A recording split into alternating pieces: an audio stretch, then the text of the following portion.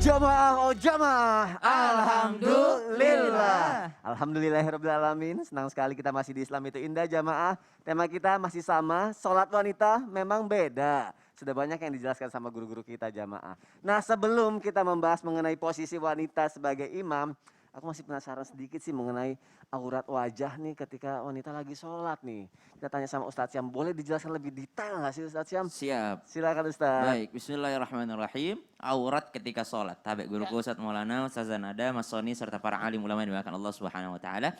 Subhanaka la ilma lana illa ma 'allamtana innaka antal alimul hakim. Rabbana ja'alna muqiminas shalah wa min dzurriyyatina rabbana wa taqabbal du'a. Maka yang boleh terlihat dari wanita hanyalah tangannya, telapak tangannya dan juga wajahnya. Telapak tangan itu termasuk daripada punggung telapak tangan. Jadi ini punggung telapak tangan juga boleh terlihat ketika dia sholat. Kemudian wajahnya, wajah inilah yang menuai perdebatan antara wajah itu dagu masuk wajah apa enggak gitu ya.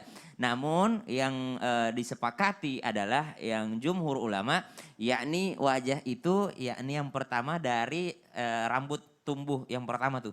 Ya, dari awal tumbuhnya rambut sampai ke dagunya. Kemudian kiri kanannya dari telinga kanan ke telinga kiri. Makanya yang diusap ketika membasuh, yang dibasuh ketika wudhu yakni semuanya gitu ya. Sampai ke, kalau laki-laki sampai ke jenggot-jenggotnya gitu. Ke sela-sela jenggotnya. Ya. Maka subhanallah, mungkin kita panggil Jihan lagi. Sayang, sini sayang. Jihan. Untuk contoh mukenah gitu ya. Contoh mukenah, bagaimana mukenah itu aurat wanita di dalam sholatnya. Ya. Maka subhanallah, aurat itu hanyalah yang terlihat dari depan atau dari samping atau dari atas, bukan dari bawah. Makanya kalau Hanafi telapak kaki itu enggak. Gitu. Jadi yang kalau kelihatan dari bawah itu enggak terhitung. Tapi kalau dari atas itu terhitung aurat. Misal laki-laki pakai kaos longgar, kemudian sarungnya di bawah pusar, kelihatan itu pusarnya dari atas, maka itu enggak boleh. Maka gulungan sarung itu harus di atas pusarnya laki-laki. Gulungan sarungnya atau celananya. Kenapa? Karena takutnya kalau dari atas sini kelihatan nih. Kalau bawah enggak, karena kalau kita pakai sarung kan jelas kelihatan aurat kita kalau dari bawah. Enggak mungkin juga kita lagi sholat ada yang begini dari bawah gitu ya. Iseng banget ya. Iseng banget. Makanya sama dengan dagu. Coba gimana ini dagunya? Ini contoh nih ya. Dagunya, maka dia wajah itu adalah tempat tumbuh pertama rambut sampai kepada di bawah di dagunya sini ya, sampai dagunya sini. Dagu boleh kata lihat, boleh, tapi dagu itu sampai sini saja, sampai tulang. Bukan berarti dagu itu sampai ke dalam-dalam. Sini ya. Karena banyak juga model mukena sampai lehernya aja. Apalagi kalau tadi saya nanya ke Ustazah Nada, guru kita, kalau sholat di luar yang paling banyak terjadi. Karena pakai mukena yang disediakan di fasilitas. Nah ukurannya kan beda-beda. Nah kalau mukena yang bagus tuh yang seperti ini nih.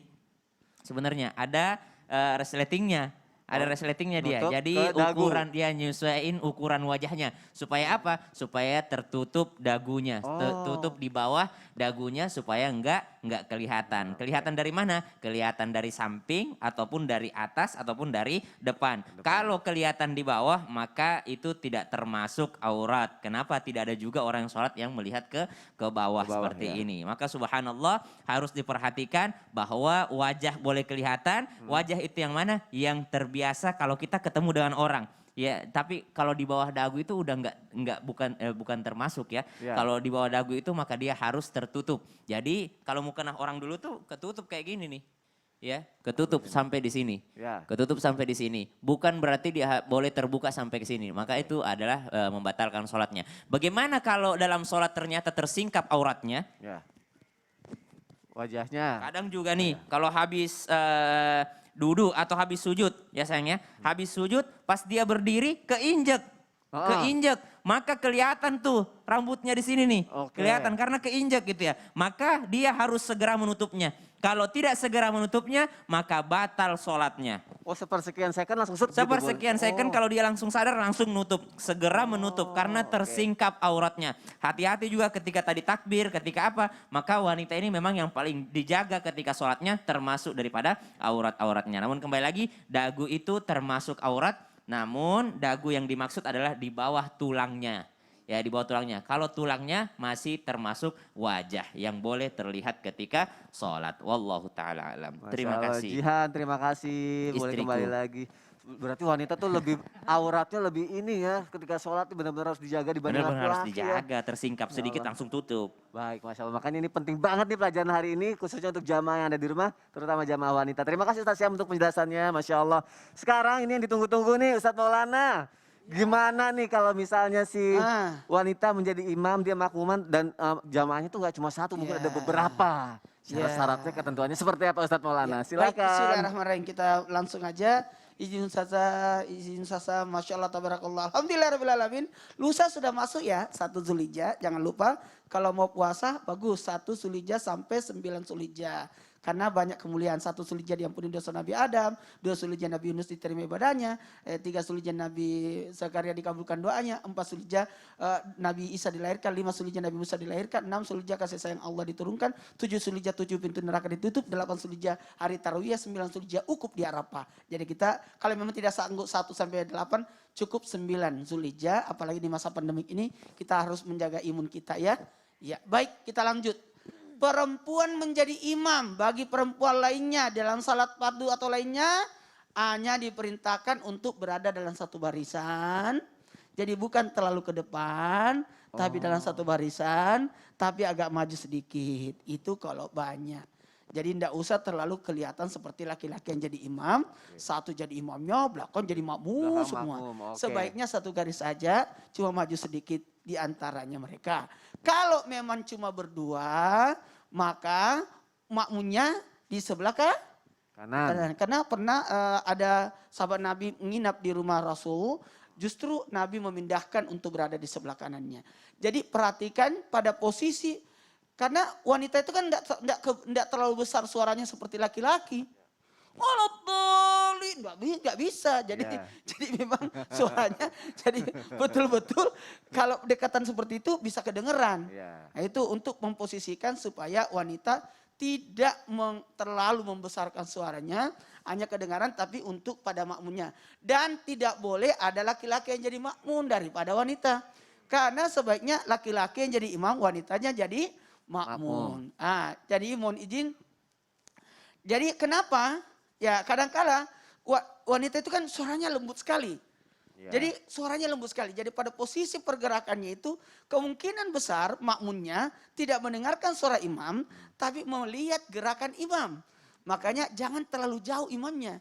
Bagi wanita yang berjamaah sesama wanita. Sekali lagi, sesama wanita. Kalaupun ada anak laki-laki yang ikut, ya itu anak-anak yang belum balik dan sebagainya. Dan kalau ada baiknya, kalau mohon maaf, makasih tadi saya sudah jelaskan bahwa laki-laki jangan sampai ada laki-laki yang mendengarkan suaranya. Anda usah pakai mic juga. Memang tidak ada laki-laki di dalam untuk sholat, tapi kemungkinan terbesar suaranya kedengaran di luar. Jadi cukup mereka aja dalam gelombang wanita itu semuanya. Jadi misalkan ada 5 orang, satu orang maju dong.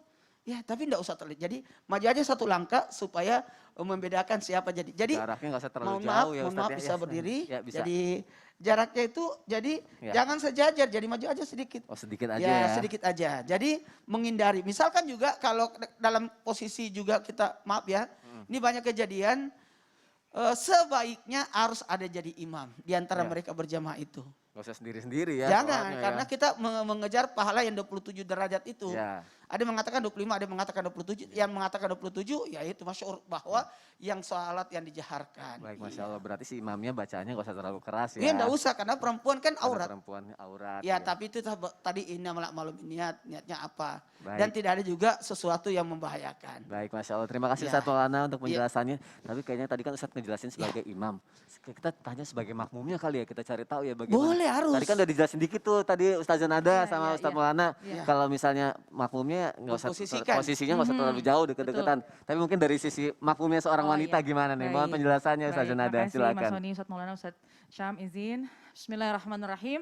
Alhamdulillah wassalatu wassalamu ala Rasulillah. Rabbi syrahli sodri wa yassirli amri wahlul uqdatam min lisani yafqahu qawli. Sadaqallahul adzim. Tadi udah dijelaskan tuh, Masya Allah.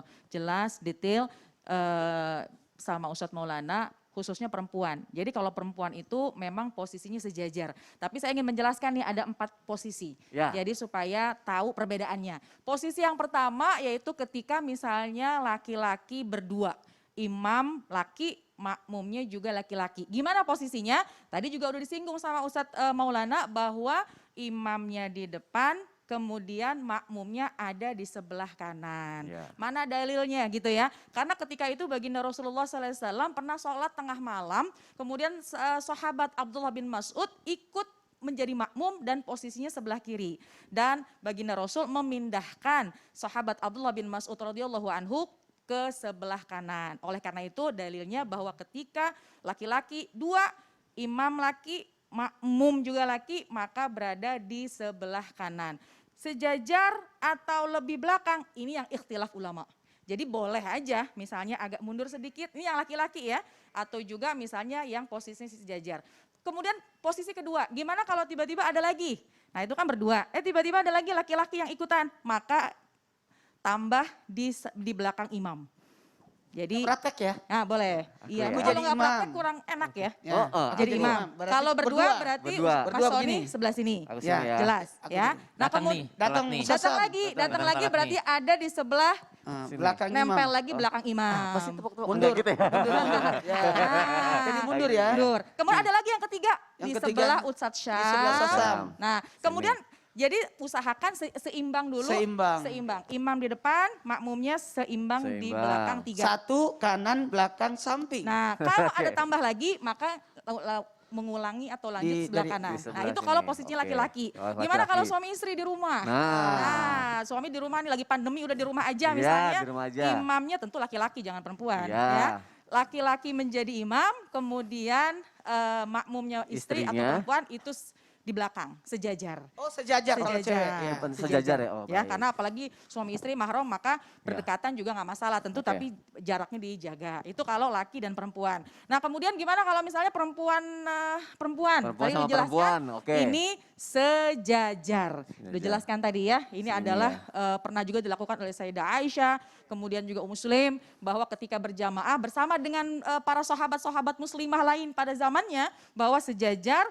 Kemudian imamnya hanya maju selangkah saja. Ini harus diperhatikan. Jadi sekali lagi laki-laki seperti yang tadi, kalau yang perempuan ini memang masih banyak banyak yang masih bingung nih gimana Ya. kalau perempuan. Jadi tentunya perempuan sekali lagi sejajar, imamnya maju saja selangkah Sedikit, sedikit. oke. Ya, ini yang harus diperhatikan. Ya. Terus gimana kalau misalnya imamnya laki, kemudian makmumnya laki juga. Laki juga. Makmumnya ada lagi anaknya perempuan, itu gimana? Ah. Maka posisinya tadi sama. Iya. Jadi imamnya depan Imamnya laki-laki, depan. sebelah kanannya laki-laki, Laki. maka si perempuan ini makmum ada di posisi belakang imam. Imam. Ya. Oke. Jadi itulah ya, wallahu a'lam bishawab. Ya. Mudah-mudahan posisi-posisi ini bisa kita sempurnakan, tapi tentunya tidak menjadi syarat sahnya sholat. Ya. Ini hanya sebuah anjuran, tapi mudah-mudahan kita lebih memperbaiki lagi posisi yang insya Allah berkah buat kita semua. Amin ya rabbal alamin. Masya Allah Ustazah Nada, terima kasih untuk Sama-sama, penjelasannya. Masya Allah. Jamaah yang ada di rumah pagi hari ini kita udah belajar tata caranya ya Ustadz ya. Niatnya, auratnya, suaranya, posisi-posisi makmuman sama imamannya. Nah tapi ini yang lebih penting lagi nih, yang sekarang harus dibahas dan jamaah perlu kita pelajari. Bagaimana caranya wanita bisa istiqomah dalam beribadahnya, terutama dalam sholat ini. Nah yuk kita dengarkan tausiah dari guru kita. Ustadz Syam, silakan Ustadz. Tabe guru-guru Ustadz Maulana, Ustazah Nada, Mas Sony serta para alim ulama yang dimuliakan Allah Subhanahu wa taala.